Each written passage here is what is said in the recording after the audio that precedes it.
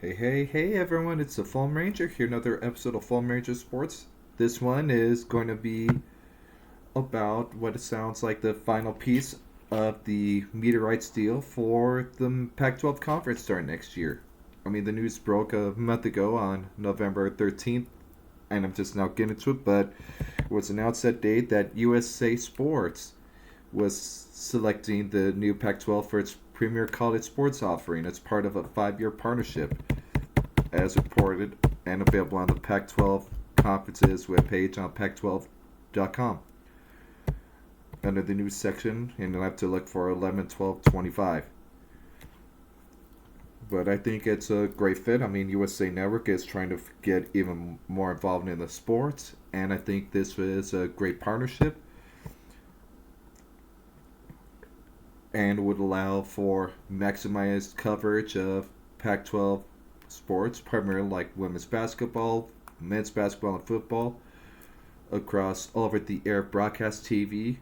Because initially CBS and CBS Sports were the first media rights deal agreed between with the Pac-12 conference. Then it was the CW as well, and now USA Network is a third major player, and I think the rest of the non-women's basketball, non-men's basketball, non-football sports will probably be Pac-12 network or Pac-12 sports properties will be the group that will be doing the rest of those. They'll be in charge of the rest of those sports. So maybe like Pac-12 network, maybe you might see something like Amazon Prime or Apple TV or something like that.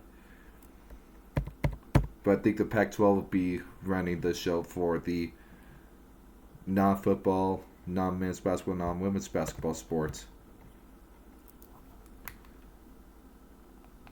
More about this deal. Starting next year, 26-27, USA Network will feature regular season football along with the men's basketball coverage as well. And the new Pac-12, according to the article, will be the premier college sports offering on USA Network, which is impressive.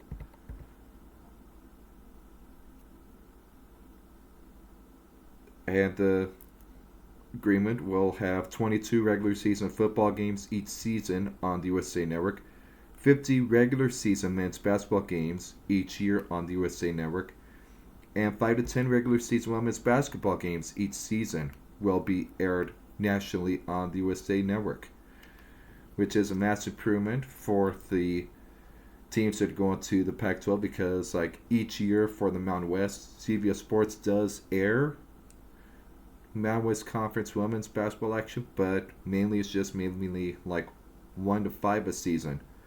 But the Pac-12 is getting double that amount with USA Network, up to 10 regular season games. Whereas on CBS Sports, you'd only be able to find Boise State women's basketball once a year. Now you have more opportunities to maybe see the women play on national TV more than just once a year.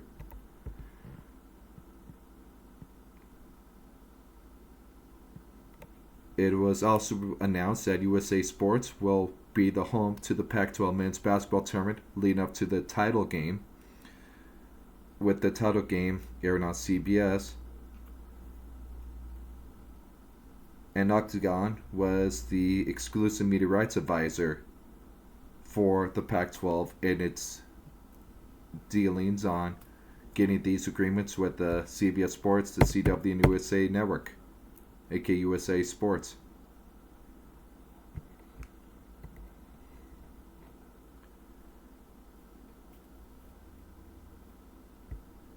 So now that means that 100% of the new Pac-12 football slate will be featured on Maximum Reach TV channels, with a minimum of 3 regular season games, and the Pac-12 title game will be on CBS or streaming on Paramount Plus. 13 regular season games will be aired nationally on CW. 22 regular season games will be aired on USA Sports, and a maximum of 10 regular season games will be aired on CBS Sports.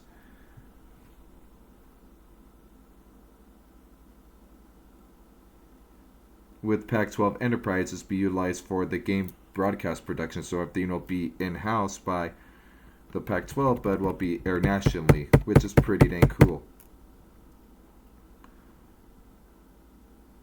Again, Pac-12 Enterprises, broadcast production arm of the Pac-12, will produce all football, men's basketball, and women's basketball games on USA Network as part of the partnership, totaling 80 plus events annually.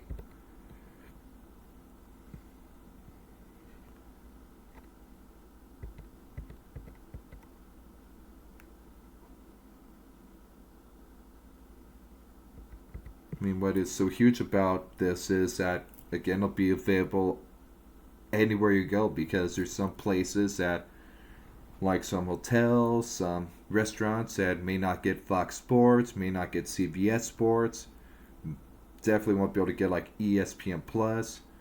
But now that it's on, but with the Pac-12 deal, that is CBS Sports, USA Network, / USA Sports, and the CW, those are available nationwide. So anywhere you go in the United States, maybe a little internationally, because they might have, like maybe north or south of the border, maybe they might also get USA Network or its affiliate, CBS or its affiliate, or CW or its affiliate. So you might be able to go international a little bit and still get Pac-12 sports broadcast on TV there too. But yeah, like every square inch of America that has any kind of streaming service or any kind of cable or satellite TV will get those channels, and you'll be able to get to see Pac-12 football or men's or women's basketball on it. Because again, there's been times where like my mom will text me, it's like, oh man, I can't really watch this game, can't watch the Broncos because I don't get that channel in Minnesota. Or sometimes like even Texas, they might not have a specific channel that prevents me from watching a Boise State game, or in Cleveland. Depends on the bar or hotel, restaurant, or house you're in. But the cool thing about this is this will be available to be watched anywhere in the continental USA, maybe in Hawaii and Alaska too. Other things about this in terms of basketball: it will feature overwhelming majority of men's slate on Maximum Reach TV and unprecedented coverage for women's.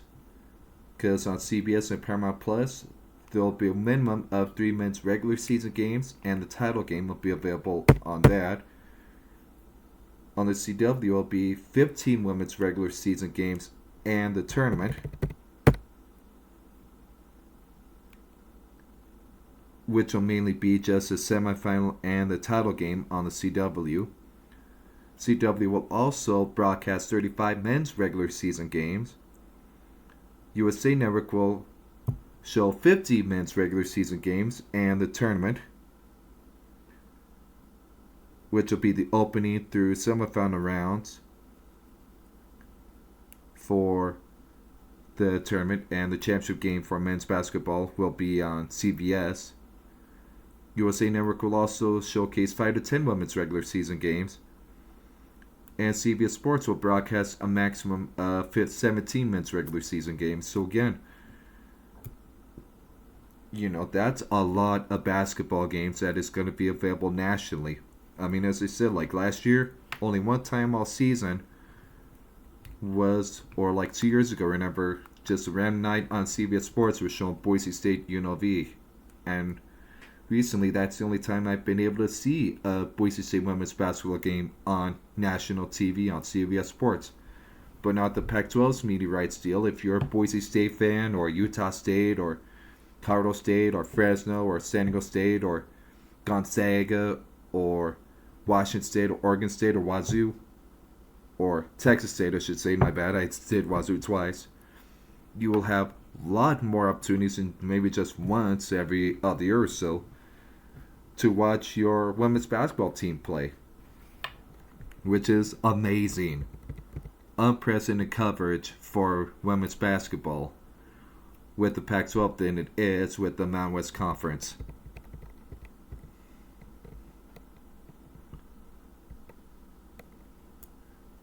I mean, this is huge. I mean, USA Network also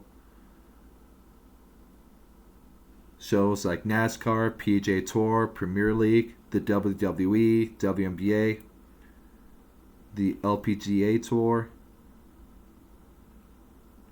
Atlantic 10 basketball, League 1 volleyball, and the Golf Channel. So, I mean, again, this just adds more sports programming to USA Network. And again, this is going to be huge for Pac 12 fans and huge for Pac 12 sports going forward. Because now anyone can watch it. Now anyone will be able to easily watch a lot of Pac 12 sports and not have to have like ESPN Plus or a specific app, because a lot of this is going to be available nationally on either CBS, CW, USA Network. So this is huge. This is impressive and, as you see, unprecedented. Because again, like a lot of people think maybe Fox Sports might be involved or ESPN, but seeing how downhill and how far ESPN is falling, probably it's a good thing we avoid that dumpster fire of ESPN and stick with these much better, higher quality outlets of CBS, CW, USA Sports, and CBS Sports. I think this is arguably a way better media rights deal than we could have gotten. Well, will be a way better one than the Mountain West will get. And we'll have way better coverage than we will get on ESPN, because a lot of it probably would have been on ESPN Plus. And so, yeah, I love the new media rights deal. I love this edition of the media rights deal for the Pac-12. I mean, sure, some people might be about, well, what about the money? You know what? I think it'll pay for itself and then some. Because one of the biggest things for sports, especially if you're at college, is, can it get on national TV? And no matter what sport you play, as long as it's like men's basketball, and football, if you're Pac-12, you're going to be on national TV quite a bit. You're going to get a lot of buzz, a lot of attention. That'll help with recruiting, that'll help with awareness, and will make people want to follow Pac-12 and its fellow schools even more. So that's what I love about this, is that it's going to create a lot more interest in the Pac-12 and its member schools. Will definitely help drive a lot more recruiting with all the expanded coverage that the Pac-12 and its member schools will get compared to like the Mountain West and other G5 conferences. I mean, this will put us as one of the premier G5 conferences, and maybe borderline power conference team. We'll see. I mean, there's still room for additions to the Pac-12 family, especially in terms of school affiliations. I think they're still looking for maybe another school to come in for all sports. I mean, maybe Notre Dame could be a possibility, because as I mentioned in the joint episode with my cousin, Notre Dame got left out and they're not happy with how the ACC was trying to hype up Miami while really sliding massively Notre Dame. In fact, their AD said that the relationship between the Pac or the ACC and Notre Dame now is permanently soured. Maybe they could look to get out of the ACC, and who knows, maybe they might want to do the Pac-12. You never know. And I think, yes, it might make travel interesting, but in terms of, for Notre Dame, they got a lot of endowments, and they got a real passionate fan base and a great donor base that they can make that work. And I think a lot of the Pac-12 schools would love to have Notre Dame as a travel place. Again, play at the famous Notre Dame Stadium. I was there and I was impressed and blown away with how beautiful and picturesque that stadium is, and how awesome their fan base is, and will make a great addition to Pac-12 if that ever does happen, or maybe when it does. Again, that would massively be a huge boost to the Pac-12 and really improve everything for the Pac-12 if we get a school like Notre Dame to join us. Is it realistic? Maybe not so much. Maybe they might want to do the Big Ten or Big 12, which is in their geographic area, maybe the MAC. But if you're Notre Dame, do you really want to join the MAC, which is a real, arguably poor G5 conference for football? I mean, yeah, you win the conference title every year, but again, your level of competition is going to be poor. I mean, year in, year out, the MAC is considered, maybe second worst or the worst G5 conference. And the second worst, if not worst, conference in college football. And a bit same thing with basketball, too. Like their programs aren't that notable from the MAC. I mean, if you're Notre Dame, maybe Big Ten. But again, you're going to compete every year against like Indiana, Ohio State, Michigan, Oregon, UCLA, USC, and all those other big time schools. And maybe make the conference start again maybe once every like few years. If you're Notre Dame, same thing with the Big 12, with like gonna have to compete against like Utah or Kansas, Arizona, US or USF or any of the other schools, or like Houston or any of those other schools that remain Big 12. I mean, yeah, you're talking about being a big fish, like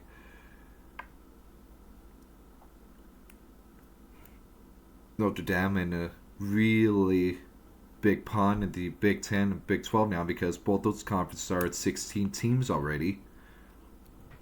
Pretty much are 16 team conferences right now. And I think, Notre Dame would really like that. If they were to do that, I mean, yeah, geographically would work.